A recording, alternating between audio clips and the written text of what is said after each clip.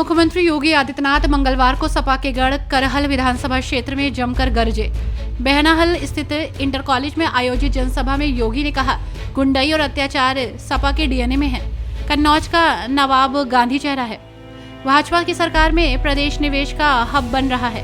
हम युवाओं को रोजगार दे रहे हैं। 2017 से पहले ऐसा नहीं होता था। सीएम ने कहा कि सपा की सरकार में नौकरियां बिकती थी। चाचा भतीजा बैग लेकर वसूली पर निकलते थे। भतीजा बैग लेकर भाग जाता था। मुख्यमंत्री योगी आदित्यनाथ ने मंगलवार को मैनपुरी जिले में बटन दबाकर 3.61 अरब रुपए की योजनाओं का लोकार्पण और शिलान्यास किया।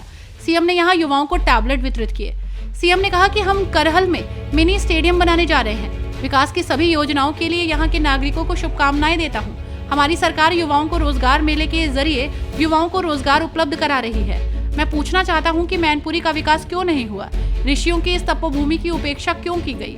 गुंडाई इनके डीएनए में है। इनका घिनौने काम बंधाई है जो हर जगह सामने आ रहे हैं। नवाब ब्रांड सपा का असली चेहरा है। हम युवाओं को सरकारी नौकरियां दे रहे हैं। पहले ऐसा नहीं होता था। इनको मैनपुरी की नहीं, अपनी चिंता थी। चाचा की तो नियत है कि धक्का खाकर वहीं पड़े रहना, परंतु प्रदेश की जनता धक्के नहीं खाएगी। आज कोई गुंडागर्दी नहीं कर सकता। महिलाओं पर कोई अत्याचार नहीं हो सकता। सीएम ने कहा कि आज उत्तर प्रदेश विकास का नया मॉडल पेश कर रहा है। पहले कोई निवेश के लिए नहीं आता था। आज बेटी भी सुरक्षित है और व्यापारी भी। इस बार एक सप्ताह में 2 बार सरकार आपके यहाँ आई है, जिससे मैनपुरी भी विकास कर सके, करहल भी विकास कर सके। योगी ने कहा कि 2017 से पहले मैनपुरी वाले बाहर जाते थे तो सम्मान नहीं मिलता था। अब ऐसा नहीं है। हमने प्रदेश को निवेश का हब बनाने की बात कही है। आज ये हो रहा है। यूपी देश में दूसरे नंबर की अर्थव्यवस्था है, इसे पहले नंबर पर लाना है। योगी आदित्यनाथ ने कहा कि अब हमारे धर्म स्थलों का वैभव लौट रहा है। सपा की सरकार ने जन्माष्टमी के आयोजन पर रोक लगा दी थी। अब प्रदेश के सभी थानों और जेलों में आयोजन हुए। त्योहारों की परंपरा भारत की पहचान है। सरकार इसे आगे बढ़ा रही है। आप भी भाजपा के इस अभियान का हिस्सा बने।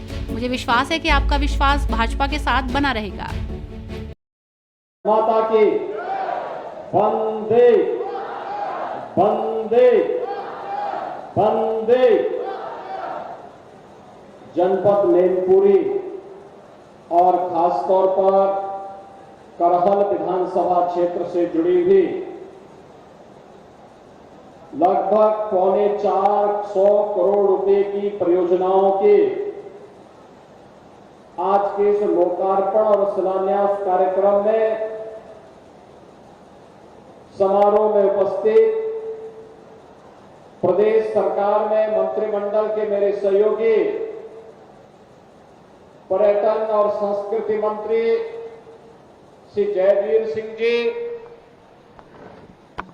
प्रदेश सरकार में उच्च शिक्षा विभाग के मंत्री श्री योगेंद्र उपाध्याय जी, प्रदेश सरकार के ही आईटी एंड इलेक्ट्रॉनिक्स विभाग के राज्य मंत्री श्री अजीत पाल जी,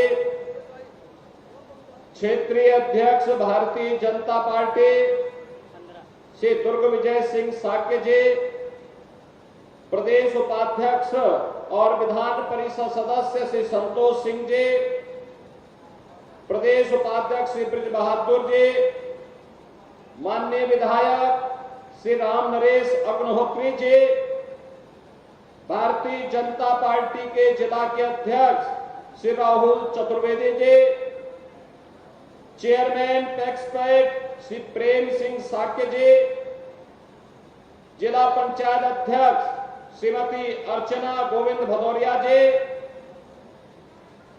आज के इस कार्यक्रम में उपस्थित पूर्व सांसद श्री रघुराज सिंह साक्य जी, पूर्व विधायक श्री अशोक चौहान जी, पूर्व विधायक और डीसीबी चेयरमैन श्री नरेंद्र सिंह जी, पूर्व जिला पंचायत अध्यक्ष के प्रतिनिधि श्री अनुजेश प्रताप सिंह जी,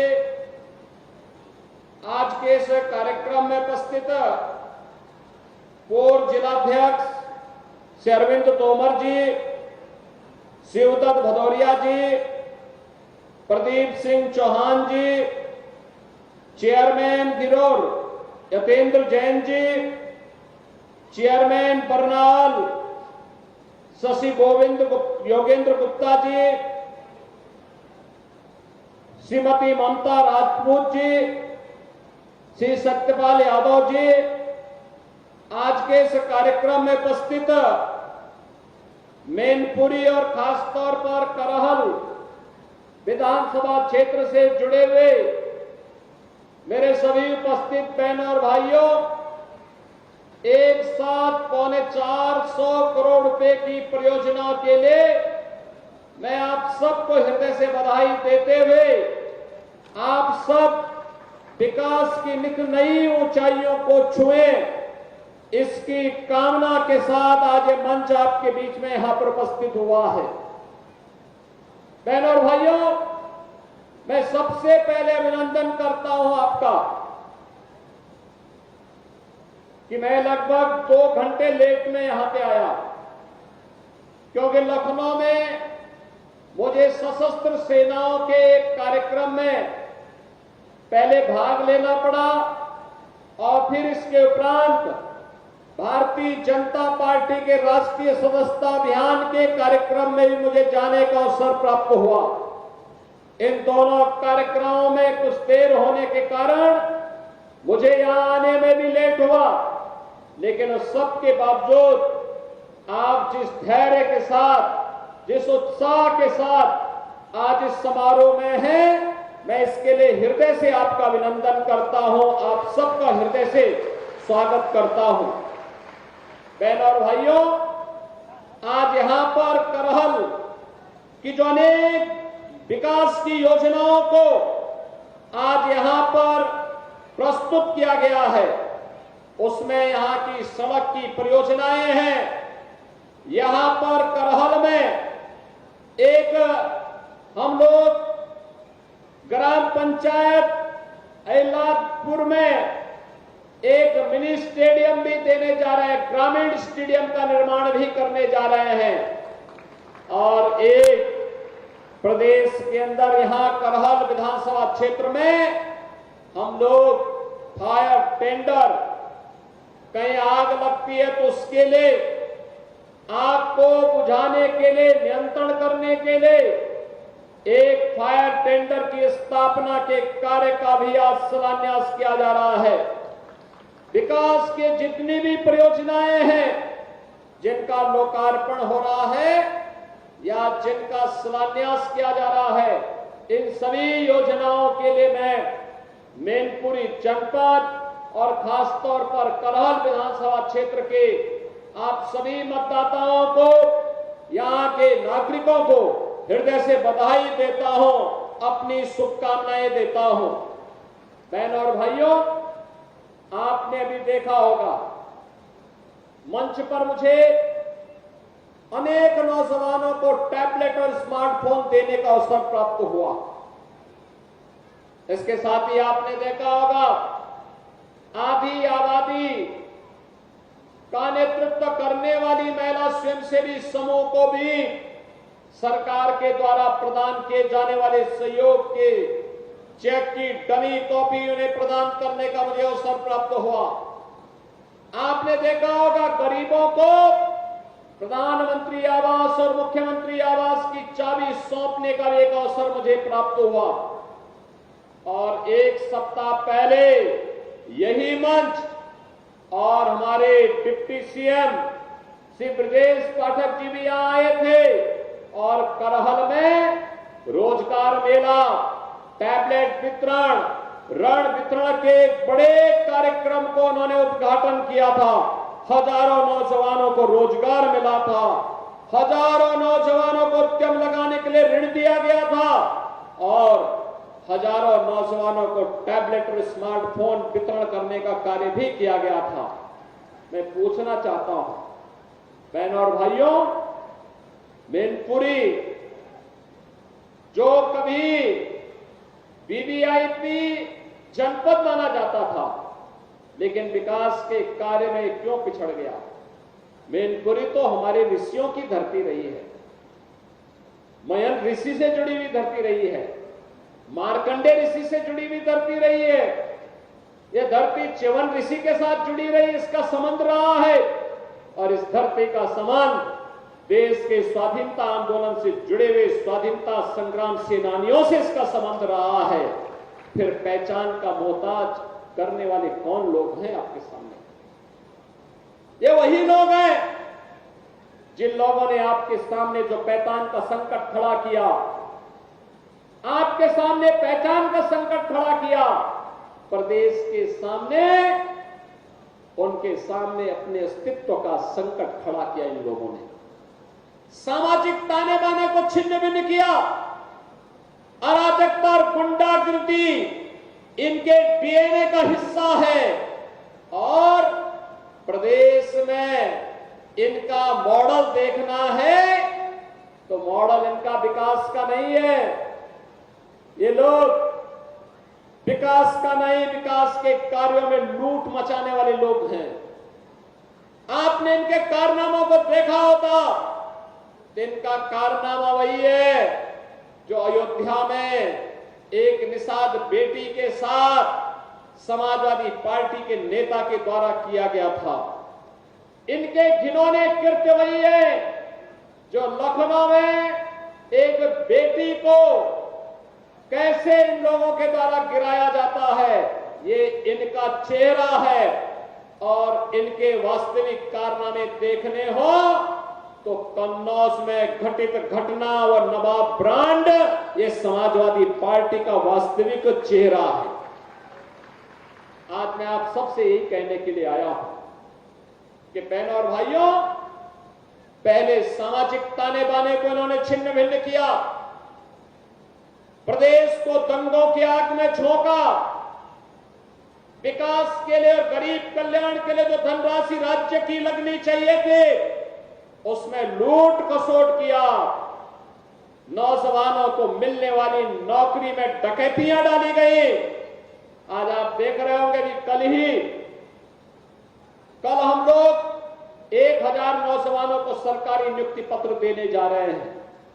अभी हाल ही में आपने देखा होगा 60,200 से अधिक नौजवानों को उत्तर प्रदेश पुलिस बल में नियुक्ति के लिए हम लोगों ने परीक्षा सफलतापूर्वक संपन्न की।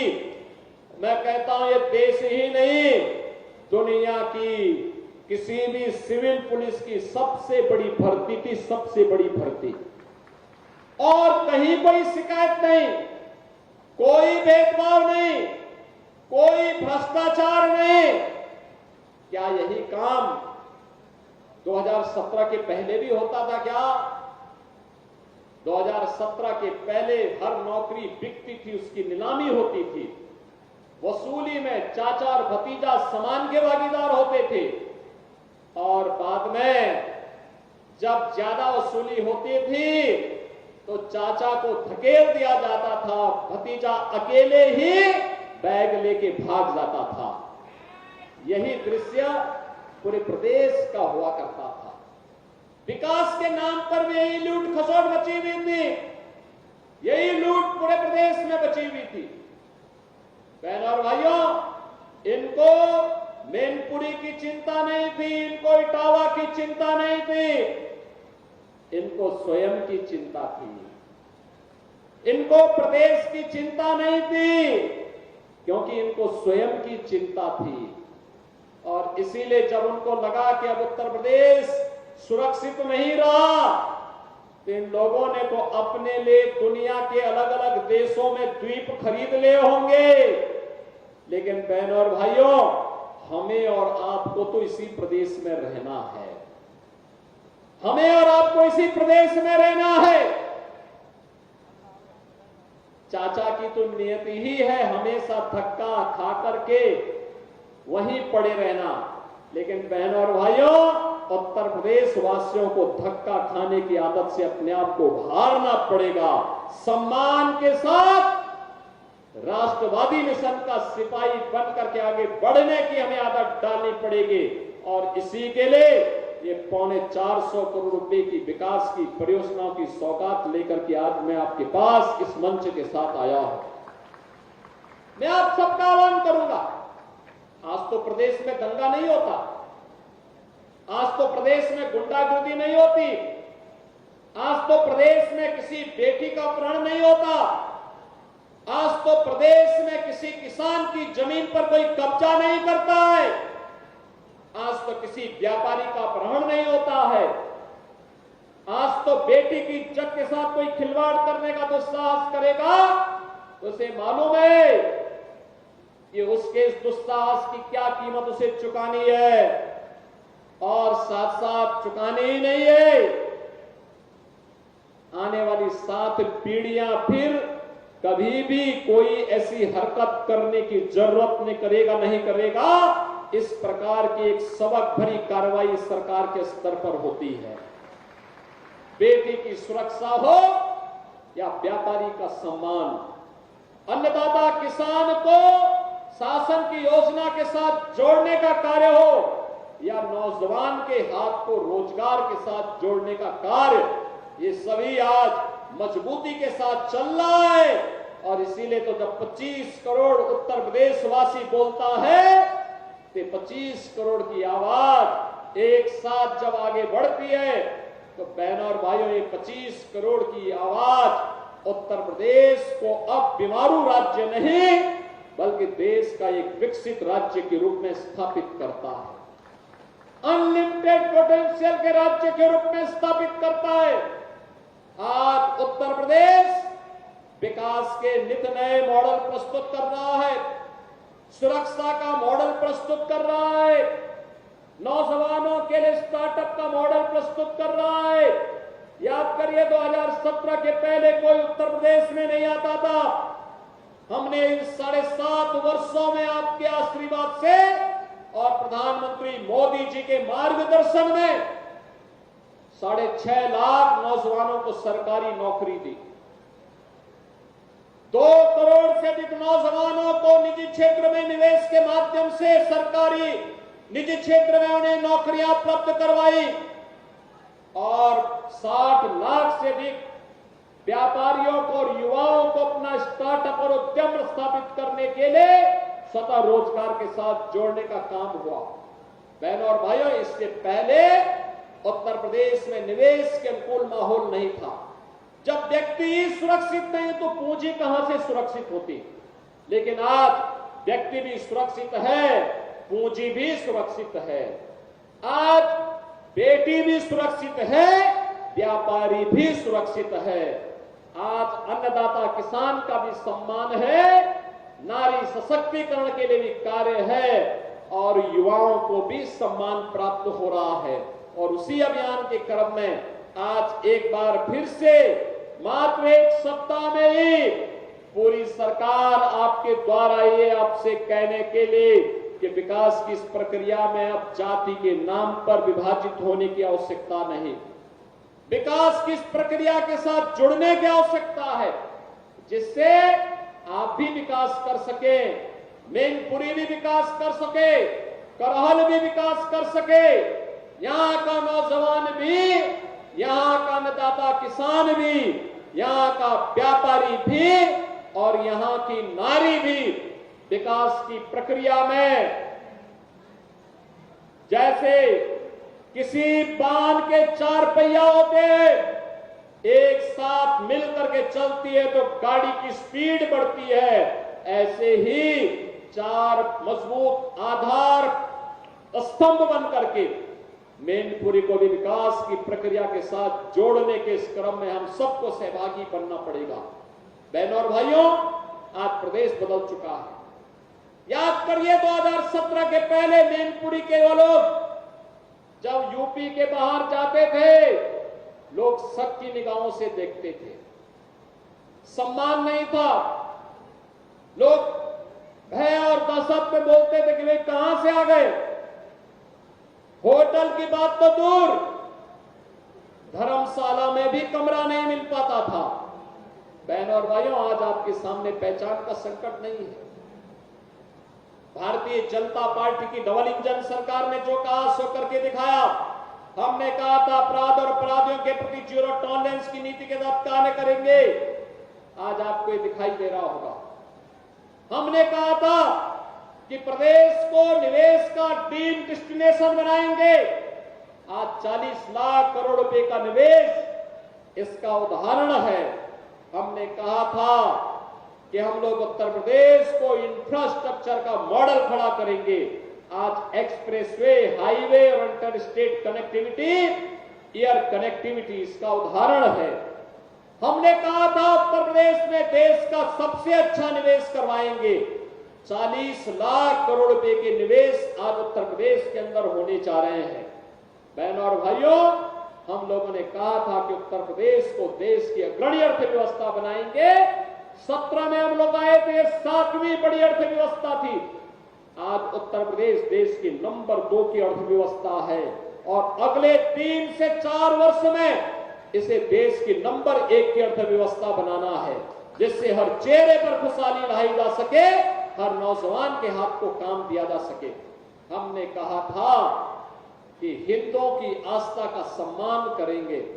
आज आप देख रहे होंगे काशी में काशी विश्वनाथ धाम है। आज आप देख रहे होंगे अयोध्या में रामलला का भव्य मंदिर का भी निर्माण हो गया है। अब इसमें कोई संदेह है क्या? कोई संदेह है क्या अयोध्या के मामले में? काशी के मामले में कोई संदेह है क्या? और मथुरा वृंदावन में भी कार्य युद्ध स्तर पर आगे बढ़ रहा है। विकास के कार्य नए सिरे से आगे बढ़ रहे हैं। ये समाजवादी पार्टी की सरकार थी तो ये तो जन्माष्टमी के अवसर पर इन्होंने भगवान कृष्ण की जन्माष्टमी के आयोजन पर रोक लगा दी थी, नहीं मनने दी थी, क्योंकि जन्माष्टमी में परित्राणाय साधुनाम विनाशाय च दुष्कृताम का उद्घोष करने वाले श्री कृष्ण भगवान के द्वारा इस उद्घोष से कुछ लोगों को परेशानी होती थी। इसलिए समाजवादी पार्टी के सरकार में उनके नेताओं ने बैन कर दिया था। जब मैं आया था 2017 में सरकार में आया तो बहनों और भाइयों मैंने कहा भी जन्माष्टमी में क्या आयोजन होता है? लोगों ने कहा कोई आयोजन नहीं होता है। अरे हमने कहा एक ही तो आयोजन है जो जेल में, थानों में और पुलिस लाइन में होता है। इसको धूम धड़ाके के साथ इस आयोजन को आयोजित करो, जिससे भगवान कृष्ण के बताए मार्ग पर चल करके समाज सज्जनों की रक्षा कर सकेगा और दुर्जनों से कायदे से निपटने का काम भी कर सकेगा। और बहनों और भाइयों, आज मुझे बताते हुए प्रसन्नता है, जन्माष्टमी का आयोजन पूरी भव्यता के साथ सभी 1585 थानों में, 75 जनपदों में, सभी जेलों में और निजी आयोजन के अवसर पर भी हर गांव, हर शहर में कहीं झांकी निकल रही है, कहीं शोभा यात्रा निकल रही है, कहीं डोल यात्रा निकल रही है, पूरी भव्यता के साथ आयोजित हुआ। पर्व और त्योहार का क्या महत्व होता है, यह भारत के अंदर आकर के लोग देखें। भारत की विविधता, भारत के अंदर पर्व और त्योहारों की परंपरा इसका उदाहरण है और यह भारत की पहचान भी है। उस पहचान को बनाए रखने के लिए सरकार के स्तर पर प्रयास हो रहे हैं, नए नए अभियान चल रहे हैं। और आज मैं आपको यही आश्वस्त करने के लिए आया हूं कि बहनों और भाइयों, सरकार विकास के साथ भी आपको जोड़ना चाहती है। सरकार नौकरी और रोजगार के साथ भी जोड़ना चाहती है। सरकार हर तबके के उत्थान के लिए कार्य करने के लिए पूरी तत्परता के साथ कार्य कर रही है। आप भी भारतीय जनता पार्टी की डबल इंजन सरकार के इस अभियान का हिस्सा बने, इसके लिए आज मैं आपके पास आया हूं। आज के इस अवसर पर आपको मैं एक बार फिर से जो 450 करोड़ रुपए की परियोजनाओं की सौगात आज मैनपुरी वासियों को, खासतौर पर करहल विधानसभा क्षेत्र वासियों को प्राप्त हो रही है, जिसमें सड़क का भी है, पेयजल का भी है, स्कूल का भी है, स्वास्थ्य सेवाओं का भी है, स्टेडियम का भी है और अन्य अग्निशमन केंद्र का भी है। इन सब की एक बार फिर से हृदय से बधाई देते हुए आप सबके प्रति मैं अपनी शुभकामनाएं देता हूं और विश्वास व्यक्त करता हूं कि आप सबका आशीर्वाद भारतीय जनता पार्टी को अनवरत प्राप्त होता रहेगा। इस विश्वास के साथ आप सबके प्रति मेरी मंगलमय शुभकामनाएं हैं। धन्यवाद। जय हिंद।